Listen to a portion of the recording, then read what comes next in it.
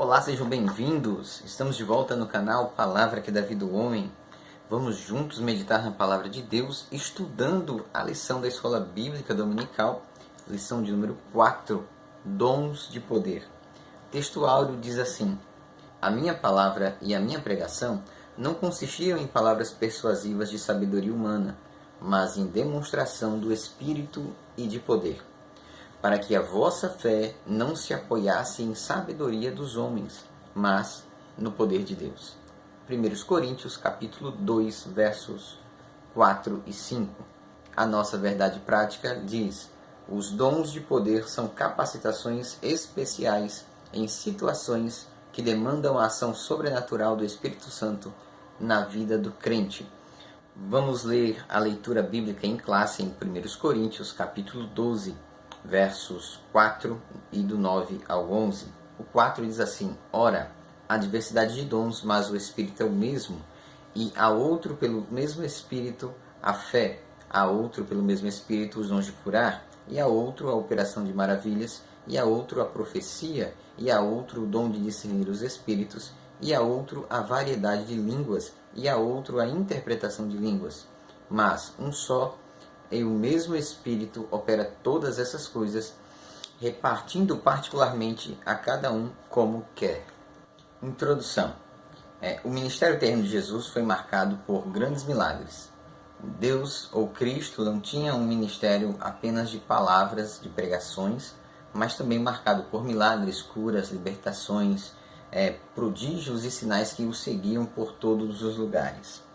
Nós vamos ver que esse mesmo Cristo, após ressuscitado, ele vai embora, volta para os céus, volta para o Pai, e ele diz: olha, coisas maiores do que estas vocês farão, porque eu vou embora, eu vou para o meu Pai, e vocês vão ficar aí, e vocês têm autoridade para fazer tais sinais.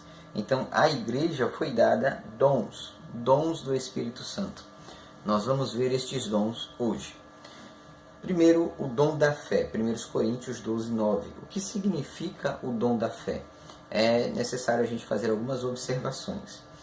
Primeiro, a fé que a gente lê em Hebreus, que é o conceito fundamental de fé, ela diz o seguinte: ora, a fé é o firme fundamento das coisas que não se veem e a certeza das coisas que se esperam.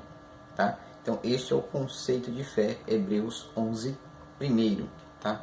Esta fé, ela é ali o fundamento. Quando a gente fala de fé, este é o fundamento, este é o conceito, este é o alicerce. Esta fé, ela é a base comum para todos aqueles que se aproximam de Deus. A fé é o firme fundamento das coisas que não se veem e a certeza das coisas que se esperam. Então, pela fé, Abraão aceitou o chamado de Deus e foi atrás da promessa. Pela fé, Moisés abriu o Mar Vermelho e tirou o povo do Egito. Pela fé, o Rio Jordão foi aberto. Pela fé, as muralhas de Jericó caíam. Pela fé, milagres aconteceram. Então, isto é a base da fé. No ponto 2, ele vai falar desta fé agora como dom. Então, Romanos 10, 17 vai falar sobre isso. Assim como Gálatas 5, 22.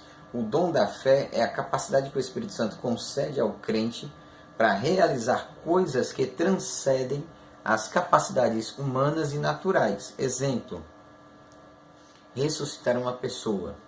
Isso transcende as leis naturais e a capacidade humana. Curar uma doença incurável. Dar vista a um cego de nascença. Isto são coisas que estão relacionadas ao dom da fé. Então, exemplo bíblico do dom da fé, que é o ponto 3. Quando o povo de Israel foi guiado na saída do Egito, tiveram ali que atravessar o Mar Vermelho. Então, Moisés, movido pelo dom da fé, ele abriu o Mar Vermelho e o povo passou a pé enxuto.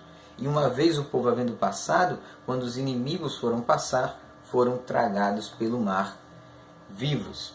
Então, eu crer é uma coisa. Eu posso crer e posso não ter o dom da fé. Eu posso crer baseado no conceito de fé. Eu creio, eu sei que é real, eu sei que existe. Deus me faz entender que isso é possível. Mas talvez eu não tenha aquela fé necessária. Assim como o povo de Israel eram muitos, mas quem abriu o Mar Vermelho foi Moisés. Foi ele o canal de bênção para abrir o mar. O povo não tinha essa mesma capacidade. embora o povo tivesse fé. Então são coisas dessa natureza. Síntese do tópico 1. O Espírito Santo concede aos crentes o dom da fé, para que ela possa realizar as coisas que transcendem a esfera natural, visando a edificação da igreja. Ponto 2. Dons de curar. 1 Coríntios 12, 9. O que são os dons de curar? São caráter sobrenatural que Deus concede ao homem para operar tais sinais. Isto não é uma coisa dada pelo homem, criada pelo homem, inventada pelo homem. Isto é uma coisa dada pelo Espírito Santo de Deus. Então vamos ver. No Antigo Testamento, Deus se manifestou ao povo de Israel como Jeová Rafá. O Senhor sara, o Senhor cura. Deus é remédio, Deus é socorro, né? Então, Êxodo 15, 26, Salmo 103, 3. Deus ali, ele era a cura. A redenção e as curas, ponto 2. Né? Apesar de o crente ser redimido pelo Senhor através da obra de Cristo, o crente ainda aguarda a redenção do próprio corpo, assim como a natureza. Romanos vai dizer isso, Paulo escrevendo nos Romanos. Assim, a natureza, ela geme com dores de parto, aguardando a restauração do equilíbrio universal destruído pela mancha do pecado. Então, nós também aguardamos a nossa própria redenção do corpo. Aceitamos a Cristo, mas o corpo ainda sofre os efeitos do pecado. Quando isso será realizado? No momento em que Cristo vier buscar a sua igreja, acontecer o arrebatamento, todas as coisas forem consumadas, todos nós teremos esse corpo restaurado. Então ele será aniquilado pelo poder da glória de Deus e será restaurado a redenção por completo. Ponto 3. A necessidade desses dons. Ora, a igreja é extremamente carente dos dons, né? Por quê? Porque os dons, eles são para a edificação da igreja. Então a gente tem muita gente que engana a igreja. Gente que não é batizada e finge que é. Gente que não é profeta e finge que é. Gente que não cura e finge que cura. Gente que não revela e finge que revela. Gente que não sabe e finge que sabe. Então, quando a igreja ela tem esses dons, ela se defende contra esses falsos pastores, falsos mestres, falsos pregadores, falsos crentes que estão ali infiltrados, tentando ludibriar a fé dos irmãos. Síntese do tópico 2. Existe uma variedade de manifestação dos dons de cura. Sua ascensão à igreja deve-se ao fato de que Deus quer dar saúde ao seu povo. Síntese do tópico 2. Existe uma variedade de manifestações do dom de cura. Sua concessão à igreja deve-se ao fato de que Deus quer dar saúde ao seu povo. Tópico 3 da lição. O dom de operações de maravilhas. 1 Coríntios, capítulo de número 12, verso 10. O que é o dom de operar maravilhas? É o dom extraordinário de poder dado ao homem para operar coisas que são impossíveis e incompreensíveis e impensáveis, né? Então nós temos inúmeros registros desses na Bíblia, como por exemplo a ressurreição de Lázaro, que estava morto há 3 dias, já em estado de putrefação, e voltou à vida. Nós temos histórias como, por exemplo, das inúmeras ressurreições que aconteceram na Bíblia, desde o Velho ao Novo Testamento.